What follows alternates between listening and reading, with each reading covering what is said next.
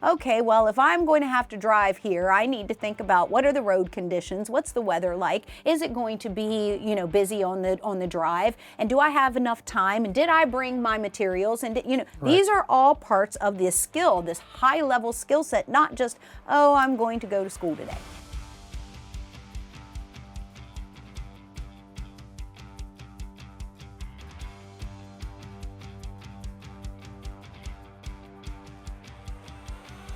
Hi, friends and family, and welcome back to another edition of Pam and the Purple Couch podcast. Today, we're going to talk about one of the most misunderstood learning topics, executive function. Have you ever had your student forget their homework, not brush their teeth, didn't make their bed, didn't make their food for lunch, or just lose track of everything altogether? Well, guys, some of these skills are what we call executive functioning skills. And today on the couch, we really want to dive deep into preparing your student, not only academically, but in this part of learning as well. Manny, so many times this is the culprit, especially when we get into middle school and junior and senior high, and we start seeing these big gaps. It's not academic gaps. It's not an aptitude. It's not an intelligence. It's just the know-how to keep that body going. And we see it in adults. We see it in kids. We see it in parents. Yeah, when we started to even prep for this, I was like, this is, we see this in companies and organizations. Yes. We think about like self-management and time management and change management, right? So it's definitely a skill set to be learned and to grow. Let's talk about what is executive function. Okay. So if we're going to look at this, if you were going to write a treatment plan for me, okay, as an adult, and this one I feel really good about because I am like the queen of time management skills. I think I got this one pretty good. I think all single parents out there, you have got to have some really great executive functioning skills because you're handling the entire household, and that takes a lot of this executive function. Why? It is the higher skill set. It is the almost like the auto drive we talk about. It is your body's way of processing functionality of all of the academic learning you have, but in how do I functionally put this together? Right. And this is a huge gap for our neurodivergent kids. So let's just get into it. Yeah. So what is executive functioning skills? So you said it nicely. The premise is these are higher order skills. Yes. Right. These are not your basic fundamentals. Right. These are not your ABCs or your shapes and colors. Correct. It's not about writing. No, this is about how do you take all of your fundamental skills, your core skills, and you apply it to your daily living, to your professional living, to all of your facets of life so that you could be productive, so you could be efficient, and so you could be effective. How about safe? And safe, yes, absolutely. Yeah, because if you think about driving, Correct. Right, driving skills. So executive functioning skills is kind of a blanket term because there's so much that goes into it. And depending on the learner, depending on whether it's a 12-year-old or a 6-year-old or 40-year-old or whatever, the skills that that individual may need to improve upon or work on or whatever may be very different. Yes. So we have 16-year-olds that are learning how to drive. And the executive functioning skill is not the technical skills of driving, but it's the situational awareness, right? So being able to navigate, being able to be aware of your surroundings. Correct. How to ensure that you Putting are it all following. together. Yeah, and how to make sure when the moment you get in that car, you're following all the safety precautions, right? Your seat belts, your mirrors, and all those things. And a lot of it's higher order thinking, right? Because it's not just a sequence of steps. It's looking at the world around you. From the 40-year-old that's an executive in a company that is managing a big company and they have change afoot and they're trying to navigate change. You get where I'm going with this one? So one of the executive functioning skills could be adapting to change. And people don't like change in general, right? That's kind of the perception or reality. People don't like change. And so how do you adapt to change? How do you effectively manage other people to adapt to change? And all of those are executive functioning skills. Well, we also have to look at brain function too. Okay, and the reason I bring this up, moms and dads, is because we talk about autism spectrum disorder a lot on this podcast, but there are also other disabilities that kind of go hand in hand with autism spectrum disorder. And we bring this up because this is a true indicator when we start talking about higher level skills, especially executive function. This is where it all comes together. And we talk about, this missing piece or retraining the brain from going from A to C to D to B and going straight line. Right. This is where this piece of the puzzle comes together. Man, put it in puzzle box there. Yeah. When you were talking about driving, all I could think about, and it happened, Loki was 2 years past 16. He was 18 when he started driving. Pat and I've talked about it on the couch. It was just like most of our teenagers nowadays. The rush to get behind the wheel, the rush isn't there anymore. Right. So when we think about growing up the way that you and I both grew up, this wasn't an option. You had to have, for lack of a better word, your shit together, guys. And that's where the executive functions come in, because you had to multitask and you had to think ahead of time. Okay, well, if I'm going to have to drive here, I need to think about what are the road conditions, what's the weather like, is it going to be, busy on the drive, and do I have enough time, and did I bring my materials, and these are all parts of this skill, this high-level skill set, not just, oh, I'm going to go to school today. Right. Okay, well, how are you getting to school? Did you put your safety belt on? Were you worried about the drivers that were around you? So when we put someone in a car, and it was great that you used that, because I think everyone can process that, no matter where their child is. Even if the child is 2 right now, all parents start thinking, well, is he ever going to drive? Is he ever going to have a job? Is he ever going to live by himself? Right. What do we worry about when our teenagers start driving? What happens if they get in an accident? Right. What happens if they get pulled over? Do they know what to do when they get pulled over? Right. Because if you can drive a car functionally, okay, just like you were saying, I know how to drive a car. I know, put my hand here, this is the gas, this is the brake, I follow the road signals. But then what happens when an outsider starts to come into this level of thought process? Police officer puts his lights on. If you don't have executive functioning skills, you could go into a panic, anxiety attack, or just freeze. No, you have to be able to think, okay, can I pull over safely? I've got to pay attention to the officer behind me. Then what happens when I get pulled over? Right. So I'm going to share Loki's situation. And I hope this gives some ease of mind to a lot of our parents that are out there. Loki got pulled over. And you hear the news. We all have heard that, sometimes our neurodivergent students, population, are not met with the friendliest approach because of lack of understanding or education. Yeah, it's really sad. We were blessed. Oh, that's good. I'm going to let you know I've never been happier for someone to get pulled over because my son got pulled over. It was enough I called the police station. I wanted to acknowledge the officer on the podcast, but they don't allow you to do that. They don't allow you to bring them gift baskets. Because he went so far out, but yet my son also took a big step here, of being an adult. He got pulled over because he was going too fast. And when the officer pulled him over, Loki identified himself as a neurodivergent person. He said, I just want to let you know, I'm extremely nervous and I'm autistic. I would like to get out of the car and jump right now. Okay, now, I don't know about you all, but my husband and I sat back and we were like, you told the officer you're getting out of the car.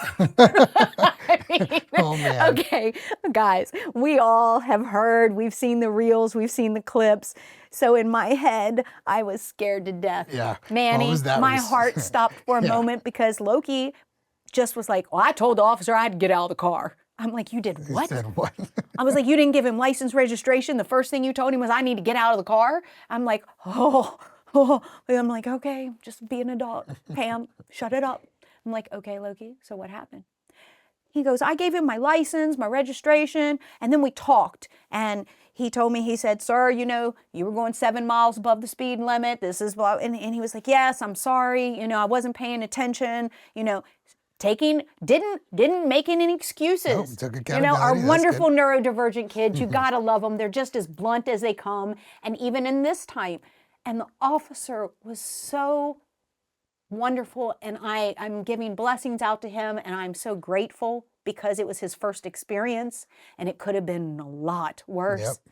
The officer gave him a warning, told him to make sure he came home and gave mom, the ticket, and it was a great experience for Loki. Good. Well, now we're going to go a month later. Everything I put out there that I was worried about, and I'm sharing this, parents, because this is the things in executive function that we don't think about when we have our children driving. We can talk to them about being pulled over. Right. But we need to make sure that they are capable of going through this list on their own, in their own mental. Okay, I'm getting pulled over. What do I do? Find a safe spot. Then after I find a safe spot, then I have to be listening, using active listening, but also communicating with the officer, being respectful. All of these things, think about a neurotypical person. I'm already shaking if I get pulled over. I'm like, oh, shit, Pam, what are you going to do? And then I'm like, oh, is this going to be somebody that has an authority issue? And am I going to be that woman? And these are the things we think about. So imagine our neurodivergent families. Well, a month later goes by, and I get a call, and it's Loki. And I'm like, yeah, boo. He's like, Mom, I don't want you to worry. I'm okay, but I had an accident. And I'm like, okay, everything they tell you is going to happen all in the first year of driving. Everything is this is what's happening, And now remember, a month earlier, he got that speeding ticket. Well, for my wonderful kid, now he goes like the tortoise. He's like, when I explained to him points on the license and how the insurance goes up and how much that ticket could have been if it wasn't a warning. Yep. Oh, yes. No, he's like, no, you're not getting my pay. I'm going to go below the speed limit. I don't have this to worry about. So he calls me. Talk about executive functioning. I'm like, oh my gosh, Loki, have I given him the skills? Does he know what to do? I'm like, where are you at?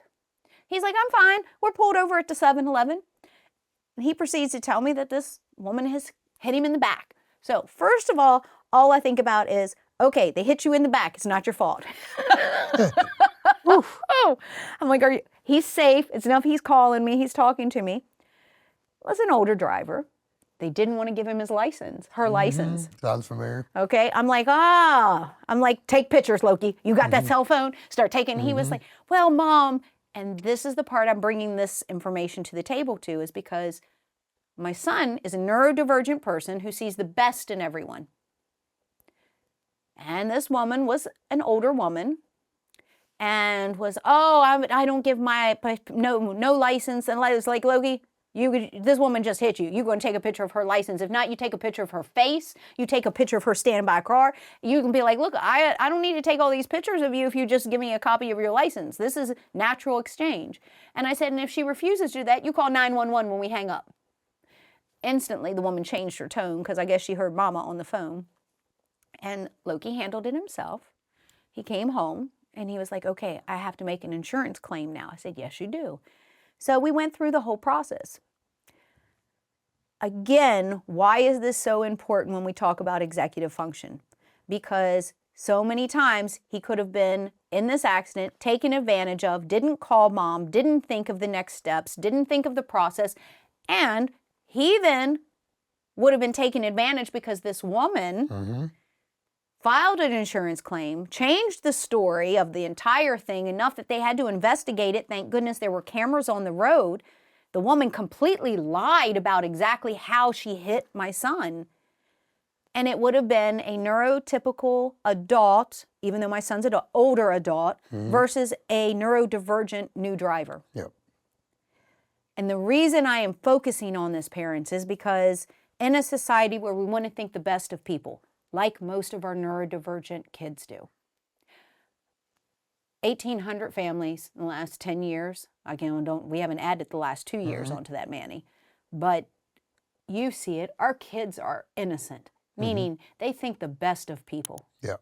That also means they can be taken advantage. Executive functioning skills is also that thought process of, is this person really being honest with me? What is the alternative motive with this person? Yeah. You know, we have all this technology and our kids are online. This is also those next steps in, oh, well, my friend wants a game system. Okay, that doesn't mean you give them a game system because, again, thinking that step out, this isn't like going and buying a $10, gift card or buying lunch for somebody. Loki's been in that situation too, where online, oh, well, I wanted him to be able to play with the rest of us, but he only has an Xbox. He doesn't have a Switch. All right, families, we'll be right back after this special message. Friends and family, are you looking for a place for your student to learn job skills? The prerequisites in order to even apply for a job? Well, that's why we created the Legacy Launchpad. We are going to teach your student job skills so that we can fill their resume before they even get started.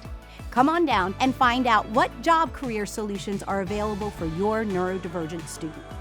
www.legacyhighschool.com. And now, back to the Purple Couch podcast. I bring this to the couch because I'm in a relationship with my son where he is completely 100% transparent with me. So many of our kids aren't. Right, which is also an executive functioning skill, right? The ability to communicate. Yes. And communicate beyond just basic words, basic language, basic sentence structures. It's like the ability to communicate emotions, the ability to communicate fears, have crucial conversations is a big topic in the world of business. Yes. And how to have those moments of truth, those moments of, okay, we got to nip this in the bud. We have to have a hard discussion or... Hard discussions. Right. That's a really good one. Those are all executive functioning skills. And, one of the things I'm kind of thinking about as we're talking is, so why don't executive functioning skills get developed sooner? What is going on in like our lifetime where we, even up to the world of being adults, there's still that need for developing executive functioning skills? I think we've taken it away. Let's think about kindergarten classes. Okay? We stopped natural environment kindergarten teaching years ago. I shared a video with you. Do you remember the one I'm talking about where the kids are in there and they're cooking? And I'm like, this is going to where we need to be. This is all the creativity. This is socialization being built. We talk about executive functioning skills. Well, we have robots. So as long as we're breeding robots in our education system, we're not teaching that, because all we're teaching them is that you follow point A to point B and from point B to point C and point C to point D. Well, what if there's no point C? Yeah. I'll even do a little self-reflection. I mean, so if you've ever experienced as a parent where your kid forgot something at home that they needed at school, right?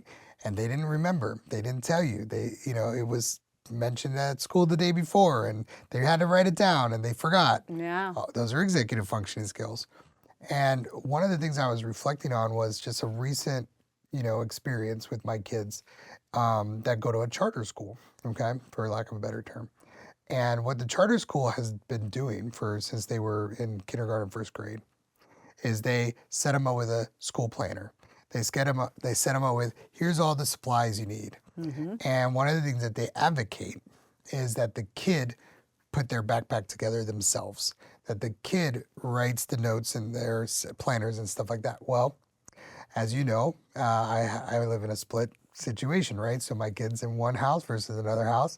They have different experiences. And one of the things that was happening not too long ago was my son, Aiden, that we talk about a lot on this couch, he didn't have his shit together, for lack of a better term, right? He didn't put his stuff together. Whereas Sabrina, everything's in her backpack. She has her little checklist. She knows she's got good executive functioning skills. So I look at my son, Aiden, and I love my son, and I said, Aiden, why don't you have your stuff together, man? What's going on? And he says, well, Mom does it. So not in my house. Right. But I thought about that, and I don't blame my son. I blame the environment, right? So the environment in one house has conditioned him, what right? I was going to say is, he already knows. There's your manipulator, the master manipulator. Dad, why am I going to do that? Mom's going to do it for me. Yeah, and if he forgets something at school, guess what? Oh, we just call Mom. That's right. So, and she lives like down the block from the school. So needless to say, it's kind of an interesting phenomenon that I do think that ever since the days of the helicopter parent, when that became like a big thing over the last couple decades, I think there's something to that, where we have essentially given everything a child needs from kindergarten all the way to their senior year of high school. senior year, it doesn't stop there. And right. It doesn't stop there. And I think this is why we have relationship problems in today's society, is because we've taken the independent, free thinker, that entire moment of early childhood education away from our kids. Yep. And, we had Shakira and Lisa from the elementary school on, and we were talking about classroom environments and teaching for a test rather than teaching to fluency or learn skill acquisition. Right. And this is exactly where that comes in. Absolutely. Is that if we have already in kindergarten, early elementary, first, second, third grade, started just teaching them for standards instead of socialization and development, this is where this piece is already starting to get chopped. Absolutely. Other cultures are not doing this. Right. Oh, yeah. Other cultures are not. This is also why we see other cultures that the lack of the immaturity, the 20-year-olds that are acting like 13-year-olds, the 40-year-olds that are just starting to develop. Right. I can see it in young adults when we're hiring people. I know we talk about the executive functioning in our lives, in our school, and in our home. That's what most of this podcast we've reminisced on. But we also have to look at when these kids are going into the workforce. Oh, yeah, absolutely. Because helicopter mom and dad can't come to work with them. And so I can tell you, we've talked about this. Manny does a wonderful class on change management. And we were in the class with all of our BCBAs, and we were just talking about things that we both have experienced in the workforce. We could write a coffee table book on some of it. Oh, well, I'm going to have a beach day because the surf is really good. Well, you don't have any PTO. It's okay, I'm going to go AWOL. All right, well, you understand you're going to lose time off by doing this? Yeah, but it's really good surf today. Is your mortgage due? Is your rent due? Do you have a car payment? Oh, yeah, it's just going to be late this month. And there's no stress about it. There's no worry about it. It's like, yeah, okay. Very cavalier, very island. I'm like, where did this come from? I'm like, where did this such relaxation, no stress, no care, no worry? Which, in one side of the coin, we could say, oh, this is great. But on the other side, then you get okay, well, now I'm not educated, I'm not employed, I'm living on the beach, and I'm living off the state. Right. And that's no way. We have to find a blend and balance. Yep, exactly. And I think that it all comes down to executive functioning skills need to be taught at an early age. It needs to be in a free form environment, not ABC structure. This is what we expect from you, and don't go outside the box. Right. We need outside the box thinkers. Right. But we also, as parents, those checklists we used to have, mom and dads, okay, did you wake up? Did you make your bed? Did you brush your teeth? Did you put your clothes on? Did you fold your clothes? Did you pack your lunch? These lists are the beginning processes of setting up this executive functioning independently. Kids can't do it on their own sometimes. So you have to start that by giving them the foundation skills. So if you were to talk to mom and dads and you were to say, okay, mom and dad, we know. Guys, if your kid comes into school with his hair not brushed, his shirt inside out, his teeth not brushed, and you're the one constantly reminding, we need some work on executive functioning skills. Right. Okay? Those are the tales. How do I know if my kid is suffering in that? Is your kid not turning in homework at school? Is your kid's participation grade a C or a D? Is your kid's turns in his homework on time always unsatisfactory? These are the signs, okay? Yep. We don't want to get to the fact that you're a 40-year-old that is still getting mommy and daddy to pack their lunch. Hey guys, I've seen it happen. It's still happening in some of the workforce. Manny and I, we kind of chuckle on that, but I remember the one employee that was married, has a house, didn't know how to write a check. But these are things that I'm showing you that the school system used to build within us. Yeah, we used to have checkbook writing Yes. class, yep. It's not there anymore. Economics, yep. So what would you tell our families? What would be one sign to look for and one tip for the house on starting to build executive functioning skills now rather than when they're adults? Yeah, so I think you mentioned one. The sign to look out for is What are you as a parent reminding them to do on a constant basis? I think you hit a home run on that because that's what I was thinking of too. So if you have to remind Johnny or Jane or Sally, as we call, are you, depending on their age, is going to be what you're reminding them of. So are you reminding them to get their backpack together, or do their homework, or brush their teeth, or do their hair? Or are you reminding them of, did they pay their bill? Did they look at their monthly statement? What is the thing that you're reminding them to do? And if that, whatever that is, that's your first indication of a lack of executive functioning skills, because fundamentally, executive functioning is independence. Yes. Their ability to self-manage, self-regulate independently without a prompt, without a reminder. So that would be my tip. Take an inventory, if you will, of all the things you remind your loved one things to do. Now, that would be tip one. And then what to do about that. So once you've identified that, then start asking the question, well, what's the most socially significant thing we should work on? Because if you have a laundry list of things to work on, it's going to be overwhelming. Yes. It's going to be overwhelming for you, and it's going to be overwhelming for the kid. So think of like the social significance of it. What's the most important things to tackle right now? So my school-age kids, probably the thing to work on is hygiene and something around their academics. That's probably, whether my son, who's 11, doesn't make his bed or not, probably not as significant as him getting good grades and smelling good going to school. Just saying, right? Social significance. But you got to pick and choose a little bit. Yes. And then as they develop those skills, then you can move on to the next one on the list and so on. I love that. But while you're saying it, I started thinking about husband and wives. Mm-hmm. This can also be, especially for, Manny, we're getting up there now. So there's another generation that are getting married, 20, 30-year-olds that are getting married, starting their lives. If you and your spouse or your partner, if you're having conflict because someone doesn't clean the counter, someone doesn't do the dishes, someone doesn't clean up after themselves, someone doesn't do laundry, these are signs that maybe it's an executive functioning skill that they're missing, not just something that they're doing purposely. So always remember to take a step back. One of the things we talk about here on the couch all the time is recognizing differences. And as new couples get together, especially if they're living in the same home, this is a really good tell to see, maybe his mom did his laundry still. I know a lot of 23, 24-year-olds that mom is still washing their clothes and doing their laundry, and that's because of a codependent issue with moms.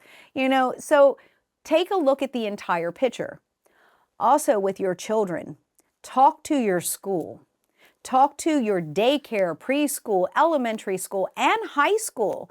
Talk to the educator there working with your child, because one of the things that we see a lot is the child that is at home is a completely different person than the child that's in school. Mm-hmm. The dependence that the child has on mom and dad is because they're comfortable and they feel loved, and they know that they're going to be loved even if they don't do their dishes, even if they come down with no deodorant on and their hair not done, teeth not brushed. The other aspect that I would like to leave with you all today, Manny, you said it, was to take notice on all the things that you are doing. So I'm going to lean in on this one. Parents, caregivers, loved ones, how much of your morning or evening stress is because you are doing your task and the task of your loved one? Even in my family, I have a time talking with some of my elders that have younger kids, and I'm like, why are they not doing this? What? Well, he's 6 years old, and they can wash dishes, they can dry dishes. You have to start teaching this now. Why are they not folding their clothes? Well, because it's not the way I like it. It's never going to be if you're not letting them practice. So I think sometimes in order to eliminate some of our environmental stress at home, simply look at how many of those tasks that you're not delegating or teaching your child and you're doing them on your own, because that can become resentful. When you end up having that 13, 14, 16, 18-year-old, that you're still folding their clothes, you're washing their dishes, you're making their meals, and there's no assistance. No, guys, it's time to turn the computer off, turn the game system off. You can come help make dinner. You can come help fold the clothes. If they can't do it independently, then they're there to help you, to be with you. Even if sometimes if you have a lower functioning child, just sitting them with you watching is what you need to do just to start. But parents, in order to build executive functioning skills now, we have to start at an early age and do it by pieces. Because like Manny said, if the list is 50 things, then you're going to be overwhelmed, the child will be overwhelmed, and none of them will get accomplished. So focus on the first 2 on the list. And it could be a tough one and it could be an easy one. And it doesn't have to be done alone. Do it together with your loved one. All right, well, Manny, I can't believe we're already at that time. Yeah. This one just kind of flew by. It did. Executive functioning skills is just so underlooked at when we talk about academics, because everyone is like grades, grades, grades, grades, grades. Right. Well, if you can't put the knowledge to work, the grades don't mean anything. Right, and it won't generalize. So parents, make sure you hit the like button, comment, and subscribe. And from our couch to yours, we'll see you all next time.